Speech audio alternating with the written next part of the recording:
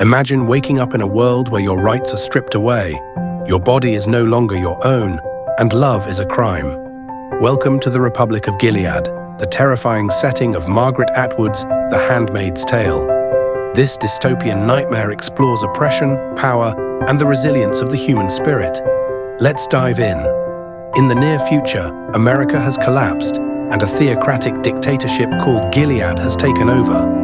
Due to environmental disasters and plummeting birth rates, the government enforces a rigid social structure where women are stripped of their rights. They can't work, own property, or even read. The most valuable women, those who are still fertile, are forced into a brutal role, handmaids. Their only purpose, to bear children for the ruling elite.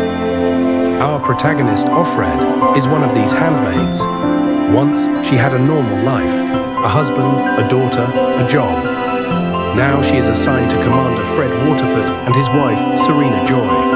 Her existence revolves around a horrifying ritual. Each month, during the ceremony, she is forced into sex with the commander, while Serena Joy watches, all in the name of reproduction. Offred's only solace is remembering her past and the family that was stolen from her. As Offred navigates this world of surveillance and silent suffering, she discovers small acts of resistance. The other handmaids communicate through subtle gestures, because even speaking out of turn can lead to death. Her life takes a dangerous turn when the commander invites her to his study, not for sex, but for something equally forbidden: reading. He gives her magazines, plays Scrabble with her, and treats her as something more than just a vessel. But this relationship puts her at risk. Then comes Nick, the commander's driver. Unlike others in Gilead, Nick seems kind, human. He and Offred develop a secret, passionate relationship, something that could get them both killed. Meanwhile, whispers of a rebel group called Mayday give Offred hope that escape might be possible, but in Gilead, hope is dangerous. Tensions rise when another handmaid, Ovglen, is caught working with the resistance. Instead of being executed, she takes her own life, choosing death over torture. The brutal reality of Gilead becomes even clearer to Offred. Soon after, Serena Joy, suspecting the affair with the commander, suggests that Offred should sleep with Nick to get pregnant. She doesn't realize that Offred and Nick have already been meeting in secret.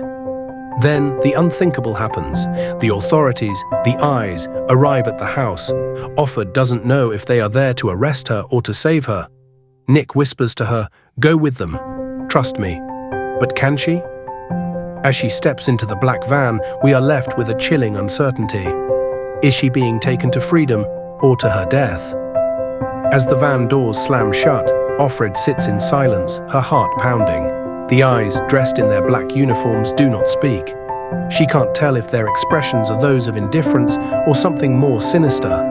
The vehicle moves through the darkened streets of Gilead, past checkpoints and armed guards. Every turn could lead to salvation or doom. She thinks of Nick's words, "Trust me." Was it a desperate lie to keep her calm, a secret message from Mayday, or had he betrayed her? She remembers Ovglen, who took control of her own fate before the regime could. The thought lingers. Should she fight? Should she run? Or is it already too late? The van slows. The doors open. Harsh light spills in, momentarily blinding her. Figures stand before her, but are they allies or executioners? We never find out. Offred's fate remains unknown, her story cut off before we can see the final chapter. And that's the true horror of The Handmaid's Tale. In a world where freedom is an illusion, even hope comes at a cost. Margaret Atwood leaves us with a question. What happens next? Is Offred saved, or does she become just another name erased by Gilead? The answer isn't given, because in oppressive regimes, certainty is a luxury. What do you think? Let's discuss in the comments, and don't forget to like and subscribe for more deep dives into literature. Could The Handmaid's Tale actually happen? At first, it seems like pure fiction. Women stripped of rights, banned from reading, treated as nothing more than childbearers. But what if I told you that women could, in some ways, put themselves in this position?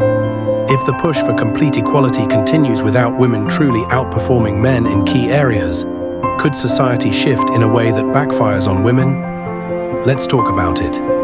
In The Handmaid's Tale, women weren't always powerless. Before Gilead, they had careers, education, and independence. But when a crisis hit, falling birth rates, societal collapse, the government used that weakness as an excuse to strip them of their rights. The excuse? Women are too valuable to risk in the workforce. Their primary duty should be to bear children. What if something similar could happen in real life, not through force, but through unintended consequences? Right now, the push for equality tells women they must compete with men on men's terms: physical endurance, corporate power, politics.